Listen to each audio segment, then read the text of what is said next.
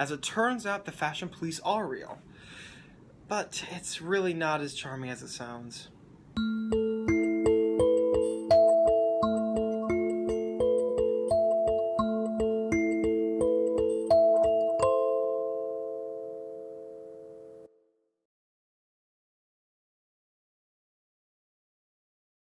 Hi, I'm Teddy, and today I'm talking about clothing, accessories, and religious freedom. From head coverings to blouses to skirts to secret underwear, from jewelry to piercings to accessories, clothing is such a critical means of self-expression, not only in daily life, but also in religion. So it should come as no surprise that what you wear plays such a significant role in religious freedom issues. One of the most common examples of religious garb nowadays is the hijab, or the head covering often worn by Muslim women as a symbol of modesty and privacy, a symbol which also has been a focal point for Muslim discrimination. Take for instance the 2015 case of EEOC versus Abercrombie & Fitch, in which Samantha Eloff was not hired by one of the Abercrombie & Fitch clothing stores because of the way she dressed, namely the hijab she sported to the interview. The EEOC sued for discrimination under Title VII of the Civil Rights Act, claiming that the look policy was discriminatory and exclusionary to her beliefs. And they ended up winning in the Supreme Court case in an 8-1 decision, as the look policy did disproportionately target those who wore hijabs. Another 2015 case involving the hijab is that of Tahira Ahmed, a Muslim chaplain who faced discrimination on a United flight after being refused a can of Diet Coke by the stewardess. Even though the man next to Ahmad was allowed an unopened can of beer, the stewardess insisted that she could not provide Ahmad with a can, because of the possibility that she could use it as a weapon. Several other passengers agreed with the stewardess's decision, actually cursing at Ahmad and insulting her religion. Ahmad ended up not pressing charges, but highlighting yet another example of how one's appearance may be a catalyst for discrimination, forcing religious individuals to make a choice between following their religion and avoiding discrimination in everyday life. Clearly, however, not all cases concerning religious freedom and clothing deal with the hijab. Many Pentecostal Christians, for instance, are forbidden from wearing pants or form-fitting clothes, as they too believe in modest attire. In the case of U.S. versus Washington Metropolitan Area Transit Authority, the United States sued the public transit system for the discriminatory dress code, which failed to accommodate for a Pentecostal woman's desire to wear a long skirt and two Muslim women's desires to wear hijabs on the job. And the transit system lost the case, establishing a religious accommodation policy and a training program for all employees. Religious body modification also plays a huge role in the debate of religious freedom and clothing. Two cases stand out.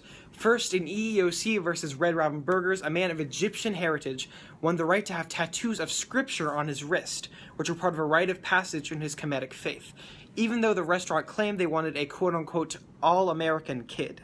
Similarly, another issue arose when Kimberly Cloutier sued Costco for the right to have an eyebrow piercing, claiming she had the religious right to do so as a member of the Church of Body Modification. However, unlike in EEOC versus Red Robin, Cloutier ended up losing the case, as the court saw the piercings as unprofessional, and that allowing body piercings would be an undue burden on the employer. These cases, although similar, reveal that there's a fine line between upholding religious freedom and putting too much of a burden on the company. Other concerns are raised by religious accessories as well. For instance, in the case of U.S. versus Wilgus, Native American man Samuel Wilgus was arrested for his possession of 141 eagle feathers, which he claimed were important in his faith. Those feathers, however, were illegal under the Eagle Act, since the birds are an endangered species. Despite his religious claims, Wilgus ended up losing the lawsuit, in part because he was not a member of a nationally recognized tribe. Still, this case provokes discussion. Since most cases deal with the welfare of humans, it is intriguing to see how this core concept clashes with the welfare of animals instead.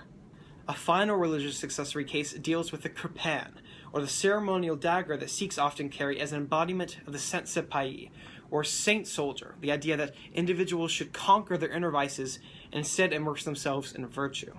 In the EEOC versus Heartland Employment Services, Baljit Ahandal, a Sikh woman, was fired from her position as a dietary aide at a Manor Care retirement home for her kirpan, despite the fact that, as the EEOC puts it, the kirpan was, quote, 6 inches long and no sharper than the butter knives found in Manor Care's cafeteria.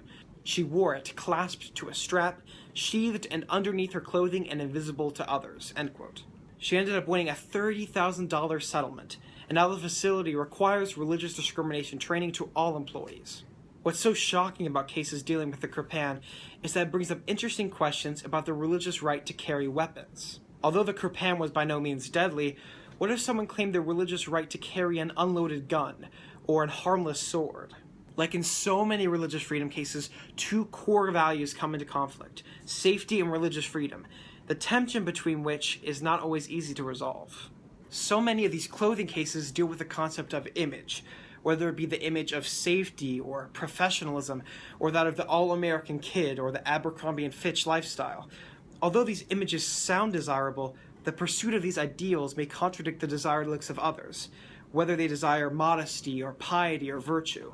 How do we recognize the rights of others to create a sort of dual image that incorporates both the elements we desire and those that others want, to form an image that is greater than its parts? That's the way it is. Once again, I'm Teddy Wansink, reporting from the Center for the Study of Religious Freedom at Virginia Wesleyan College. Make sure to like the Center on Facebook and to subscribe to our YouTube channel if you want to learn more about religious freedom. Thank you.